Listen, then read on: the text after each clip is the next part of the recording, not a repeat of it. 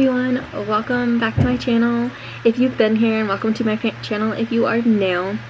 Today I want to talk about the difference between an ESA or an emotional support animal and a service dog. People seem to think that they have the same amount of rights and are protected the same, but they are actually not. ESAs have no public access rights. They are not allowed to go everywhere you're allowed to go. That is a service dog. Service dogs have a lot of training that they train to be able to go everywhere that their handler goes. So all those advertisements that say bring your emotional support animal everywhere, that is actually a scam. I hate those advertisements. Emotional support animals have really started to hurt service dogs. These sites have started to hurt service dogs, and people need to know not to bring their emotional support pets places. It is actually, if you have a disability and you have to bring your service dog everywhere for that disability, it is not actually fun. It is a lot of work. It's not fun to have the disability. It's not fun to have to get your dog into whatever gear you need it to be, prepare for whatever weather it is. It's a lot of work. So I'm gonna go onto the site on my phone and actually read from it on the site. So if you guys actually ever want to go look this up and fact check me, go ahead. So I'm going on to the ADA site. ADA, and going into this too, I'll tell you what a business is allowed to ask as well. They are only allowed to ask 2 questions, and the first question they are allowed to ask is it a service dog, and what tasks is it trained to perform? Or is the dog a service dog required because of a disability, or what work or task has a dog been trained to perform? So, sorry, my phone is like all, I don't know if you can see any of that. And it's going to be all backwards, but it says it like right here. And you can literally, sorry, I'm sucking at life right now. You can just look up, just like ADA, service dog, it's all backwards, but, I don't know what that was, but, you can look it up. Like, you can look up what ESAs, what rights they have, and the ADA is, for people who don't know, is called the American Disabilities Act. Service dogs are allowed everywhere. They are allowed to go anywhere a handler or other person is allowed to go, to a point. Some handlers don't bring their service dogs to certain places because it is dangerous for them, so they just avoid those places. Oh, this is another thing this is crazy. People don't actually know this. Service dogs do not need to be labeled at all. They do not have to have a service dog vest, collar, leash. They do not have to be labeled at all. What defines, basically what shows if they're a service dog or not is how they act. They should be so well trained that they just behave. That's pretty much the whole thing with service dogs is they just don't need to be labeled at all. We'll just do that and see what pops up. Why not? Oh, that's another thing I was going to tell you. Okay, I knew that. There is no registration for service animals. You can't register them anywhere. If a company gives you a registration, it has no meaning when it comes to the ADA. It means nothing. So there's no registration. It is actually, in some states, a felony, and some states a misdemeanor to distract a service dog. People do not know this, and they should know it. I actually ran into someone the other day at Sam's Club, and I had Eclipse in a down stay, which is what I do with my dog when I'm checking out. And she came up and just stared at her. Just stood about a foot away from her and just stared at her. And I looked at her and I was like, you do realize that's a service dog, right? And she's like, oh yeah, I know. And I'm like, it caused Eclipse to get up to try to move her, and I was like, no, I corrected it. But it's like, I was like, you do realize it is a crime to distract a service dog? She's like, oh really? I didn't know. And I was like, yes, please tell people, like, stop distracting service dogs. It can be detrimental to service dog handlers. The whole point of the service dog is to keep the handler safe, and if you're distracting that, then...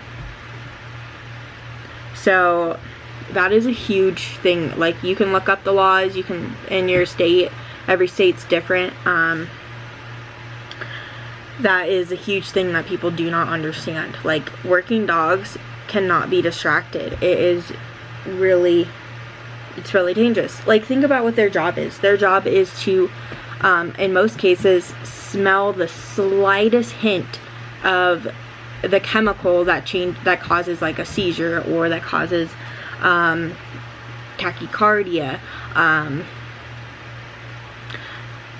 They're trying to smell constantly. They're trying to smell through everything that you can smell.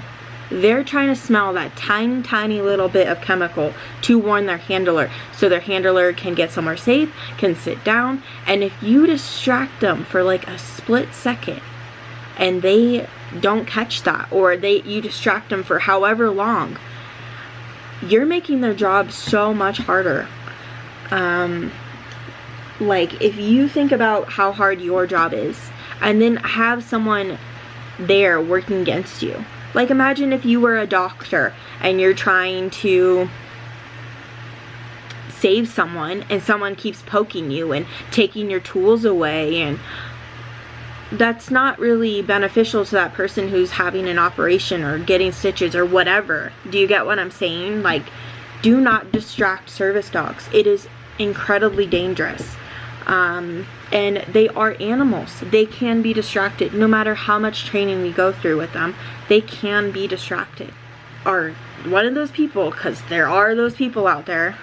Don't get me wrong, there are those people out there. If you have to pet that dog, you cannot control yourself, you want to pet that dog so bad, please ask the handler. Just be like, hey, can I pet your dog? They're probably gonna tell you no, and you should listen. But if you are that person, just talk to the handler. Do not talk to the dog saying, oh, cute puppy, oh this, oh that, giving it kisses. Please don't. Do not bark at my dog. Do not bark at anybody's dog, especially ones that are working like that. Another thing too, I don't think a lot of people know, is that service dogs have to be leashed at all times, except if it interferes with a task it does for the handler. So for me, I have a task, Orbit. Actually, a lot of people have that task. It's a crowd control task, and I don't have her on the leash for that. She knows she's supposed to walk around me, and I mean, I have it attached to her. I have about a 6'1", about this long. Is that 6? That's not 6 feet. 6 inches. Sorry. I'm so tired right now. 6 inches of a leash that I use for that. It is also a crime to fake a service dog. Please don't fake service dogs. Do not do it. Do not put on a vest and tell everyone that you have a service dog when you don't. That includes an ESA. If you have an ESA and say it's a service dog, that is a crime. I'm not sure the penalty for that. I could look it up. You could look it up. It is different in every state. So I'm here to help educate, and I want to help people, and just I really want to get out there how dangerous it is for you to fake a service dog. Personally, it has completely ruined one of my dogs, and now I'm having to retrain a new one. And then right off the bat, my new service dog in training got attacked. So please just leave your pets at home. There's so many people that rely on their service dogs to get through their lives. Do you guys want to see this craziness? Look at this craziness. Look at all these animals I have.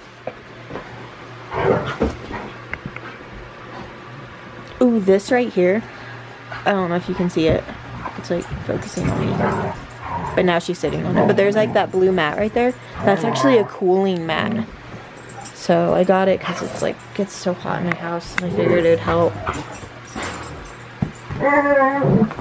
As you can see, not Eclipse, but this one right here decided to chew that up. Yeah, they're just playing. Eclipse, come here. Can you sit? Oh. What are you doing?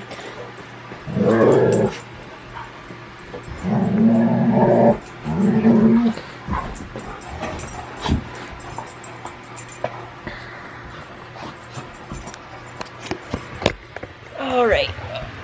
Well, I think that is it. Again, if you guys have any questions, let me know. And I will see you guys in the next video. Bye!